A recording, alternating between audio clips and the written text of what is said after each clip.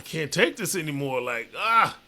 But who am I to tell her to be quiet in her own house? So I told her, okay, I'm going back to the lake house to get some peace and quiet because I can't take the noise. And while I'm over there, this article shows up from the New York Times called Sledhead. It talked about my teammates, some of the suicides. I read the article and I literally got down on my knees and I thank God that all the symptoms missed me. Right. Well, welcome everyone to Brain Hope Reality. We have a very special guest today, William Pearson, the Team USA and bobsledder, and he's very knowledgeable about CTE, head injuries, and professional sports. It's a topic I'm extremely interested in, so I think we're going to have an interesting conversation. Welcome aboard, sir. Man, thank you for having me. I appreciate it. Thank you.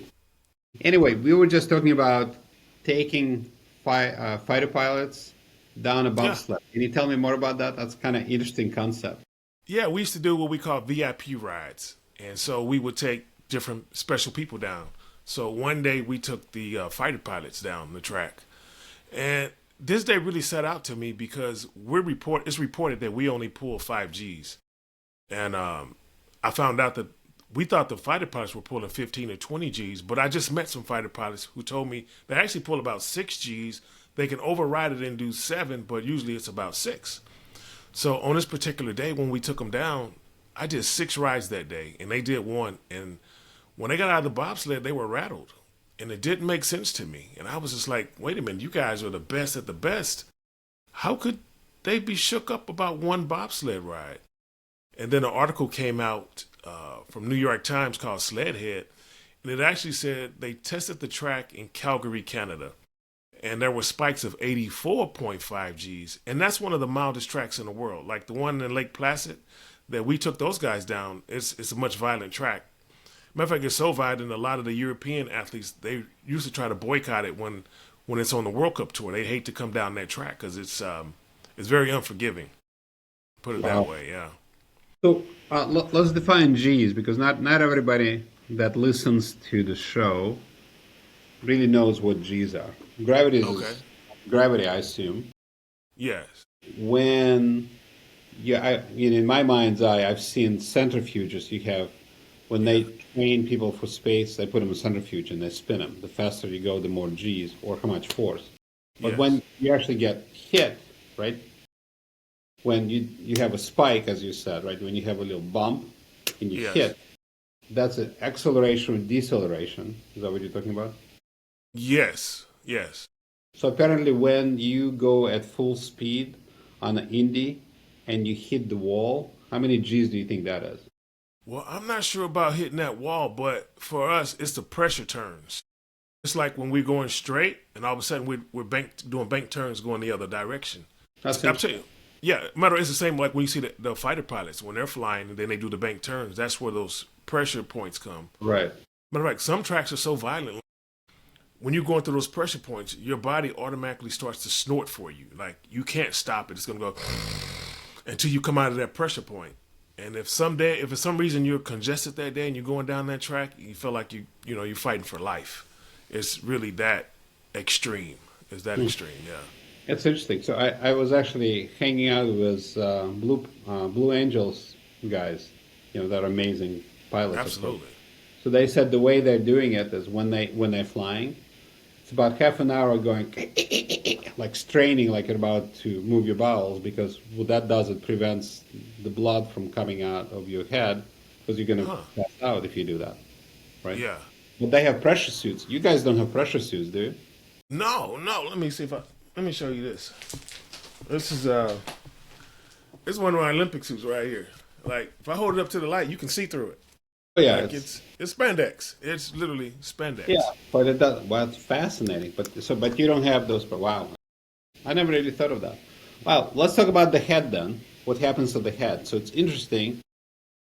People who have not really looked at the brain or haven't done surgeries in the brain don't really think about the brain and the head. So the head, the skull, right? That's a piece of bone. It doesn't move. If you're an adult, once everything is fused, it doesn't go anywhere. Right. Inside floats the brain, and it's suspended in this water thing. It's called CSF. That's the nutrients for the brain.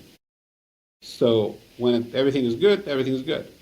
But if you get bebopped in the face, let's say somebody is hitting somebody in the face, the brain goes forward. That's called Yes. coup, and then goes back, counter coup. So a lot of times the injury in the back is worse than the front. Hmm. Right.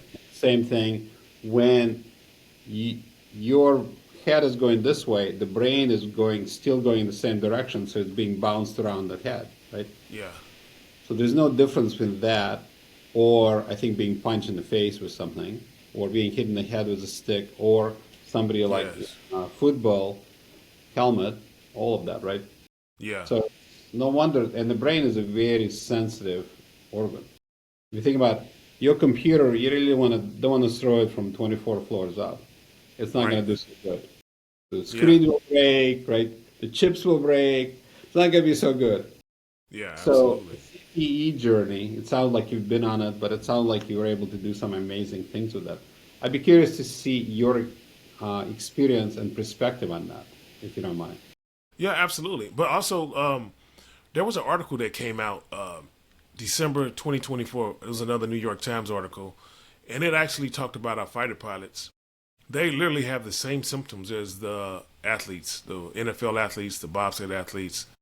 And I took that article Uh-huh. and I shared it with some of my with the judge and with some lawyers. I'm trying to show them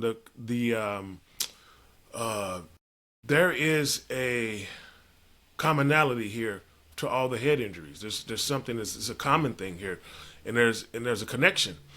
And when I started to talk about it, that article was scrubbed from the internet. But Really? I have a copy, and I can get it to you so you can see it. But the fighter I'd love pilots are to see dealing. it. Yeah. What's that? Oh I'd yeah, love yeah, yeah, yeah. I'll send you an active link. The New York Times sent me an active link, but somebody scrubbed it. Yeah, and it's just and I that's feel bad. Yeah, because like that information was put out there to help the pilots, and yeah. because I spoke about it, it caused it to go away. But so I'm glad that you're here. Put it that way. I'm glad you're here to help me share that story. Because Sure, yeah, sure, sure, yeah. absolutely. Did you talk to the reporter who wrote that article? I'm just curious to see how they dealt with that. Um, they just told me they knew it got scrubbed, and they just sent me a active link. Oh, it is. Right. Yeah, I got it. yeah. They Well, understand what it is because also HBO Real Sports did an article on episode on this about CTE and Winter Olympic suicide, and so you can go to HBO and you can find every episode they ever did, but the one they did on us was scrubbed as well. So you can see the time slot and everything, but you won't find the information anymore. Once again, because I start trying to warn people about the sport, and I asked the Olympic team to, just warn the athletes before they start the sport. Is all I asked them, and so they were fighting me on it, and so anyway, that's where that is. I just wanted to put that out there so that sure. the pilots can find that information. Yeah, but for me, the CTE really, my symptoms kicked in while I was still racing. No, I didn't recognize them though. Like I would wake up sometime and I didn't know where I was at in the middle of the night, and I would jump up and turn the lights on and look around, and I just kind of rationalized it. I was thinking, I'm representing my country. I travel a lot, so that's why I don't know where I'm at. Yeah, I just kind of rationalized it. But that continued for many many years, and then one time I went to see some friends I hadn't seen in a while, and we went out to go shoot some pool, and my buddy was looking at me. He said, "Hey, look, go your ex-girlfriend over there." And I looked at her and I was like, "I don't know her." I said, "She's pretty, but I don't know her." Uh-oh. And then she ran over and she jumped in my arms and I caught her and I went, "Uh-oh." So, but once again, yeah, I didn't know I wasn't recognizing familiar faces already, and so the red flags were there. I just didn't really connect them, and which is really disturbing to me because mental health was my background.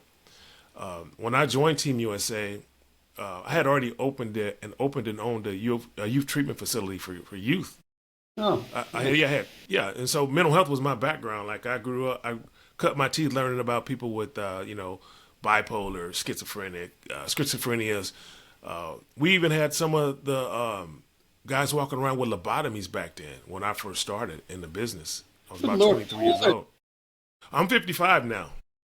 You look Yeah, I'm 55. amazing. Man, Really? thank you, thank you.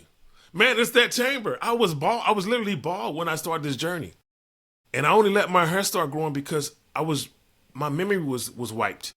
And one day I told myself I got to help my cousin do something. I couldn't remember to help him, so every time he called me, I was like, I forgot. So I told myself I'm not going to cut my hair again until I help my cousin. And then one day I looked in the mirror. I said, "Why is my hair so long?" And my friend had to remind me, "It's because you said you're going to help your cousin before you cut your hair again." And I went, "Oh yeah, that's right." Next thing I know, I started getting in that chamber a little bit later, and I think the chamber made my hair grow because I was, my hair. I was going bald at the time, so I don't really know for sure, but that's one thing that it Well, did for me. it's not that. So Yeah, hyperbaric chamber increases circulation to everywhere, so including yeah, follicles, brain, and skull. So yeah. how many dives have you done, you think, before you saw a big difference? One before I saw the first difference, I was in that chamber for 1 hour. Yeah, yeah. And I thought the salesman was trying to trick me because like my glasses are slightly tinted because I'm sensitive to bright lights. And so I'm in this chamber. This company down in Orange County let me try it for free. And so I go into the chamber. I'm in there for 1 hour, just 1 hour. And when I come out, like it's like the world was in vivid. Everything was the colors were vivid. It was like the world was in 3D all of a sudden. And I was like, whoa. And so I kept taking my glasses on and off. So the salesman comes over to me. He's like, "Hey, what's wrong?" I said, "I don't know. I don't think I need my glasses right now." And he was like, "Oh, you one of those?" And I was like, "Oh man, here come the salesman. He's about to try to, get me right now." Hmm. But he was right. Some people get immediate relief, like I do, but some people need like 2 sessions a day for 30 days to get that same relief. And but my biggest issue is like if I go a month without it, sometimes I start to get a little bit cloudy again. So or some of my symptoms start to come back. And Wow. but I've been right now going almost a month. But I just used it again last night after a month, and I haven't been cloudy for a month, which is so I might have turned that corner. I don't know for sure though. How long ago did you do your first one? The first one I started in like around September-ish of 2022. Okay, so you've been doing about 3 years. Yeah, and so the first time I tried it, like I said, everything was vivid and clear. And when I got home, like I lay down on the couch. I remember waking up around it was before midnight, and I had this really bad migraine. I always had migraines since I started competing. And I was thinking, oh my God, I did damage because I haven't had a migraine in a couple months. Now, I mean, I'm gonna give the real information. So if you need to edit it out, feel free.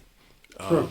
So when I had that migraine, like I panicked a little bit, but at the same time I had this migraine, I had an erection with it, which is unnatural. That's not, nobody says, I got a migraine, baby. Let's go make love. Like, no, we don't want to see anybody. Want nobody touch our skin. We don't want to smell. And so I went to bed, got back into bed about midnight. I woke up in the morning, and my migraine had subsided. I could still kind of feel where it was, but that erection was still there, and it was just bizarre. And over the next few hours, the cloudiness I had for 10 years was gone. Like I was clear as a bell. And after 6 days, it started to kind of, wear off a little bit. And they let me come back the end of the next week. And then I had 9 days of clarity. So I bought one. So now I, have one in the home. And You have one at home. That makes yeah, sense. so I just continue it, yeah. How many atmospheres do you use? Is it 1.5 or 3? 1.3. 1.3. Where do you Yeah. get the oxygen? It's an oxygen concentrate on this thing. Oh, you have a concentrator. Yeah, Nice. have oxygen, yeah. As a matter of fact, after the first year, I didn't use the mask. I just let it pump, I let the oxygen. And I did some research and it said use the mask to get better results. And when I started using that mask, some things changed. I got better results from it. Yeah, you got more oxygen because Yeah, without it, yeah. so I mean, it's pressure. Is it hard shell or soft shell? This one's soft shell. Soft shell. Yeah.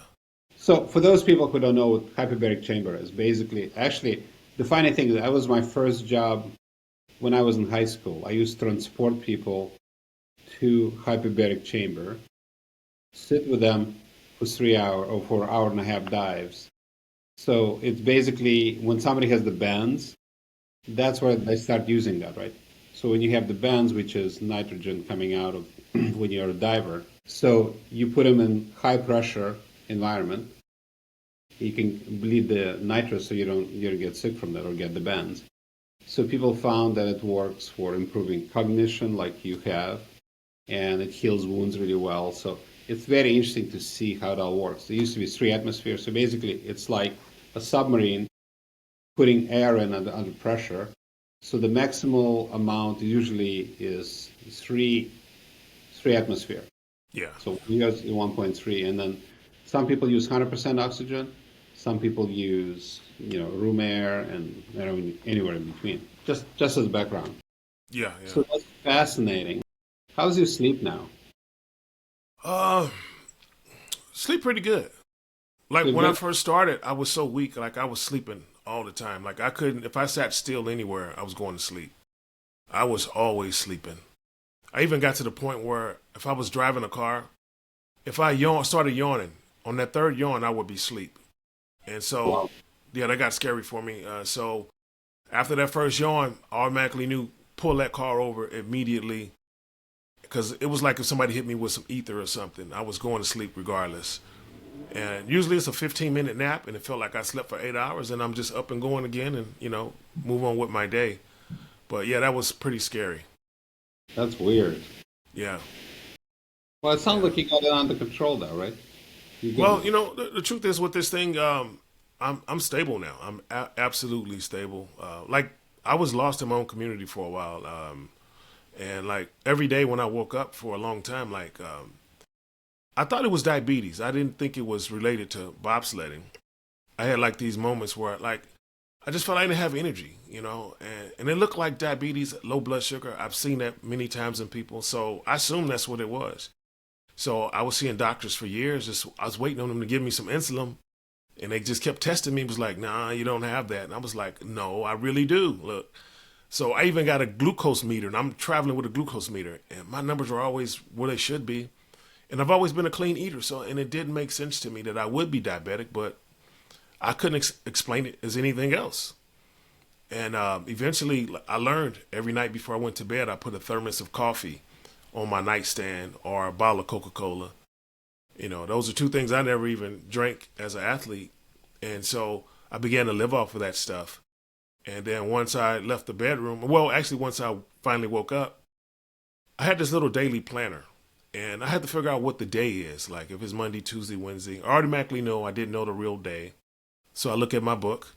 And then I had to figure out what month we in. And it was always either January or August to me. So I realized that my brain was stuck in this loop. And I didn't know why. Because even when I left Team USA, like people would ask me, how old are you? I would automatically say 28. And then I'm walking away and I start doing the numbers. Hey, wait a minute. I'm not 28. I was 28 when I started the sport. Like, I'm 40. Like, how can. But it really felt like I couldn't figure it out. Like, it was just those things. And eventually, one of my teammates called me and he was speaking this weird gibberish. And mental health is my background. So I knew he needed help. And I told myself every day, I get this guy some help. And the truth is, I didn't do anything other than, think about it. And eventually, I got the word that he went to his family's factory and he hung himself. Oh, And yeah. yeah, and I felt so guilty and I felt responsible. And when we had a memorial phone call for him, I didn't even get on that phone call because I was embarrassed about it. Um, Eventually, I thought I was dying, man, myself because like I was laying on the floor of my own house. I was lost in my own community. I'm living off this coffee and Coca Cola, which start causing other health issues for me.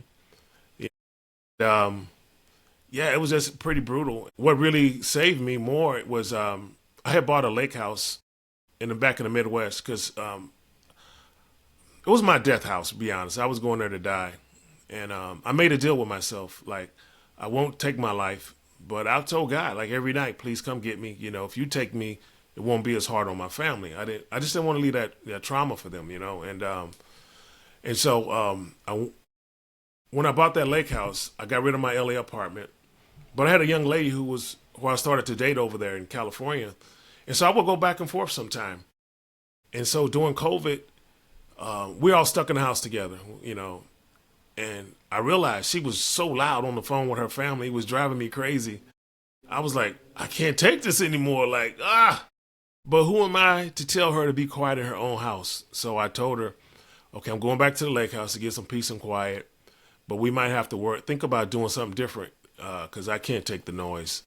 And while I'm over there, this article shows up from the New York Times called Sledhead. And it talked about my teammates, some of the suicides, not all of them. It talked about some of the ones that have Parkinson's and all the other stuff they were dealing with. And I read the article, and I literally got down on my knees, and I thank God that all the symptoms missed me. And I took the same article, sent it to my girlfriend. She circled some stuff and sent it back. And the first thing I noticed was noise sensitivity. It was the reason that I was over there in the first place. And at that same time, it was about the same time that my teammate's autopsy report came out. We found out he was in stage 4 of CTE. And then I was like, okay, I'm not diabetic. I know what this is now. And ever since then, I've been fighting, trying to figure this thing out. And, but eventually Joe Namath showed up and saved my butt. Do you know who Joe Namath is? Even the quarterback? Yeah, of course. Yeah, that guy. Yeah, absolutely. So a lot of people don't know him. Maybe Well, I mean, it has been a few years. Yeah. But I'm old. No, he was amazing. I think he did the pantyhose commercial. I think so. It sounds like something he would do. That sounds like something he would have done. Is he still around? Yeah. Nice. I sent matter of fact, as soon as I started getting better, I sent his foundation a letter for him, and I just told him thank you for saving my life, brother, because he put these videos out that he used hyperbarics to reverse his symptoms. He didn't leave the details, but I only went to try it because he said that. And the truth was, I didn't think it was going to work because every other thing that I tried, nothing changed anything. No matter if the doctor told me or if I researched it and found it myself, it was just the only thing that's ever done anything that helped me. Yeah. No, I believe that. Have you ever had ketamine? No, I haven't tried any of that. No. Yeah. So let me tell you my experience, what I know about this kind of stuff. I'm pretty familiar with hyperbaric chamber. So I've had a chance and absolute honor to take care of a lot of special forces guys, SOF. Yeah. Special Operative Force. So a lot of them have BTBI, which is blast traumatic brain injury. It's different than being hit in the head. BTBI basically shakes the brain, all of it. Yes. But symptoms could be very similar to CTE, right? And then what I've been doing is called SOF method, which is ketamine plus stellate ganglion block. It's an injection in the neck to take away fight and flight nerves. What's interesting, what's really, to me, most interesting part is there are two parts of head trauma. First part, being hit in the head, right? Or G-force, it doesn't really matter. Shaking it, doesn't matter. But what does the damage is not that. What does the damage is the immune system attacks the brain. Okay. That's what does the real damage. So there have been some reports. So stellate ganglion reduced the immune overreaction. So there was a report of people, where they took 60 people. Half of them, they all had bad car accidents. Half got stellate, and they measured the immune system. And then half did not get stellate, and they measured the immune. What they found is the people who did not have the injection, their trauma, their symptoms of TBI, traumatic brain injury, was much worse, and their immune response was much worse. So, yeah, isn't that interesting? So what we find when we combine the ketamine plus stellate together, at least in the population I looked at, I didn't have it over time, but it had about 85% improvement in TBI symptoms. Wow. Because ketamine grows brain tissue back. Oh, I didn't know that. Yeah, which is really cool. Yeah, it actually it does some other things which are not as good, but stellate takes that away. Yeah. It's interesting. What you're describing hyperbaric chamber, it produces NGF, nerve growth factor. It makes things grow. Hmm. So that makes your nervous system grow also. So it does actually, in many ways, the same thing as ketamine does. Interesting. Yeah, So yeah, yeah. you know, That ketamine. having that done and see if it helps Yeah. you more, even more than what you have. But if you're doing great, there's no symptoms. Don't do anything. Well, for me, like it's if I need to step away from my machine for a period of time before I would know. Like there was a lot of people who get they like their symptoms are reversed. Like they feel like they're healed, cured, and like I was so bitter for a long time because like I said, if I go 4 or 5 weeks without it, I go backwards. And I could feel the difference. And I But met if you, this. who cares, right? If you do it once a month, there's no downside. What's the problem? Well, the downside is, let's say I travel. Like I went to go purchase this building so I can open up this. Like I'm opening up a free CTE wellness center for athletes and veterans. And so I went back to go and look at the buildings and stuff. And I was gone for 4 weeks. So I didn't have a chamber over there with me. So on my way back, like I was struggling with just forming words again. And So yeah, it's just like, yeah, yeah. it's really brutal. It's really brutal when them What, symptoms what kick is in. the building? Where was the building? The building's in St. Louis. Yeah. My point is, but when you travel, there's a lot of places that have hyperbaric chamber. Yeah, yeah, absolutely. But when I use it for so long, sometimes you get a little complacent and you're thinking, okay, maybe I beat this thing. Okay, I'm gonna be all right, or I'll be home in a week. I'll be fine. And then also you have to be careful where you are. Like those chambers are expensive. Very expensive Oh to yeah, use. yeah, yeah. I'm over 500 and something hours in on mine. Like I've been using it for a lot for a long time, and so I make sure I take the nice breaks in there. At one point, I thought like I had beat this thing. It was like after my first year, I was feeling so good, and I was like, yes. So I stopped using it, and after about I don't know how long it was. I really can't tell you the truth, but eventually I was back in a dark spot again, Mm. and I was just hating life, and I was just going outside to walk. I didn't want my girlfriend to see me like that. I didn't want her to know something was really wrong, and I'm going through this for a few days, and I'm thinking, like, why is this happening again? I literally had to trip over my hyperbaric chamber because at that time I was in my living room. I tripped over it, and I went, oh, yeah, I was doing an experiment to see if I still need it. I still need it. So sometimes that brain, once it shuts off again, it's like, it's it's hard to remember what you're supposed to For the do. Yeah. Well, I mean, actually, if this is something you'd like to try, we can try the SOF method on you. We can talk about it offline. Yeah, The point, absolutely. theoretically, I don't know if that's going to happen. You can make it last much longer. Yeah. And I mean, if it works, obviously, the less dependent you are on anything, the better. If you just Yeah. finish, it. And in theory, it should help you a lot. I mean, I've always been very interested in helping. So I've worked with a lot of special forces, and I think Yeah. we've helped a lot of them. I'd be very interested in helping athletes because TBI in athletes is extensive, and so is PTSD, post-traumatic stress disorder. Yeah. So, like, soccer players, people don't think soccer players get it. They're the worst. At all those head bombs, oof. Yeah. Yeah, they're Brr. the biggest population right now. You think? Yeah, they are. Because it was the biggest sport in the world. So, it's more people playing that sport than That makes anything. sense. Yeah. That's because the biggest number. Yeah. Yeah, and Yeah, but hitting the what? ball and then running into each other with the heads, right? Yeah, There's no protection. absolutely. Yeah. But one thing I noticed, like, I met some people along the way. Sometimes it was these ladies who had domestic violence done against them. Or the Yep. housewife who fell down one time and hit her head snowboarding with her son, and she had all the same symptoms as us, but the doctors couldn't figure out what was wrong with her. She kept saying, "I keep going back to the doctor, and they can't help me." And she told me the symptoms. I was like, "Man, you line up with concussion people." And I asked her all the right things. Were you an athlete? No. I said, "I know you went through a divorce. Did your husband hit you?" She's like, "No." And then after about 15 minutes, she said, "Oh, one time I fell snowboarding and my arm seized up like this." I said, "That's why they can't figure out what it is. They're not looking at your brain. They're doing what they did to the rest of us. They check our blood, but they don't check our brains. And even if they did check our brain, they probably won't find this stuff yet.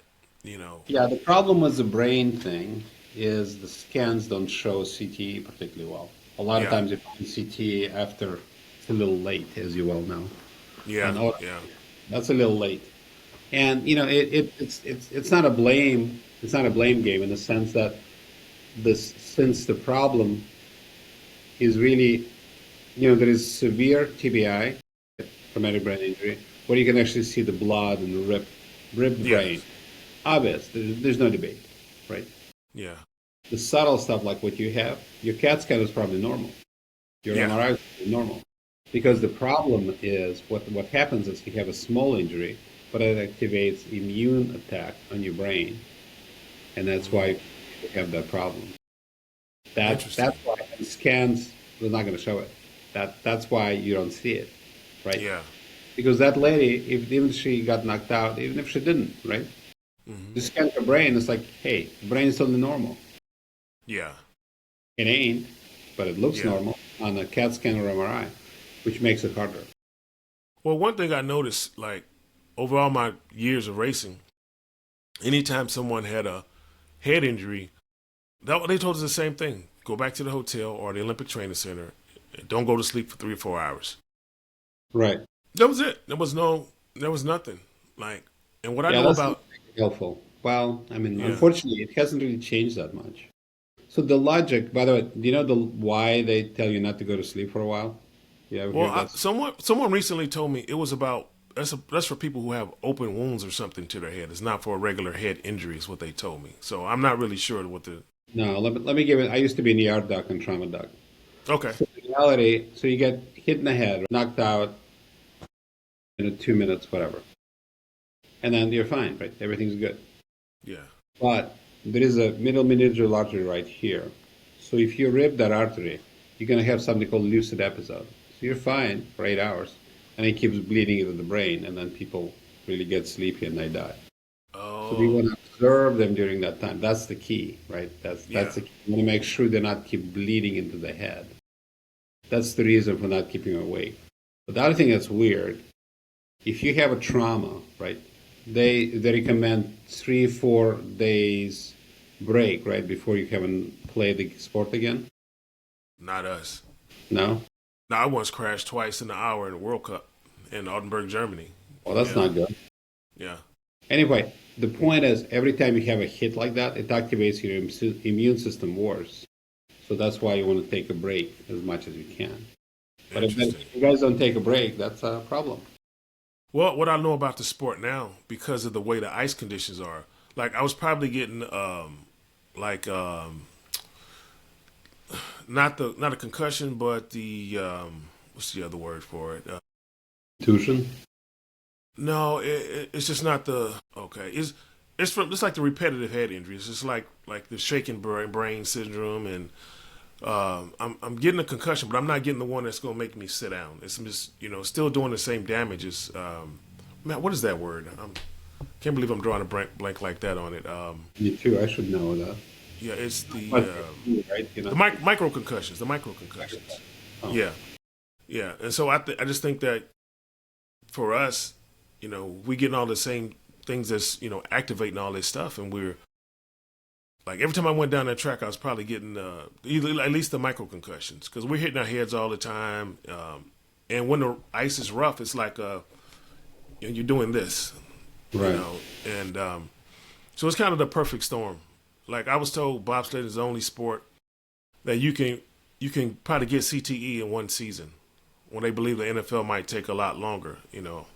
But Well, that's what's been it never stated to occurred to me. me that. I mean, I've seen bobsledding, but it looks pretty spooky. Going Yeah. so, how fast do you go there? 140 miles per hour? Top speed is about 95. Every track's a little bit different, so but it's about 95. 95? No seat belts, no doors. You go pretty quick there. Oof. Yeah. So imagine going like 95 in a car. It's like no big deal. But when you get to that four-way stoplight coming up and you got the green light, you got to make that right hand or left hand turn. But you got to make it without touching those brakes. You don't slow down. You're going to accelerate through that turn. And so all the blood leaves the brain and goes wherever else it's supposed to go, except to the brain. That's really what I think a lot of the problem is. Yeah, because so I remember people blacking out and doing that. So, I mean, it's a right. I mean, Yeah, pilots black out also. cool. Yeah. I just never connected those dots while I was there. I just, yeah. Well, now you know a lot more. So I usually keep my podcast to 30 minutes, if you don't mind. Okay. So Yeah. any parting words you'd like to add?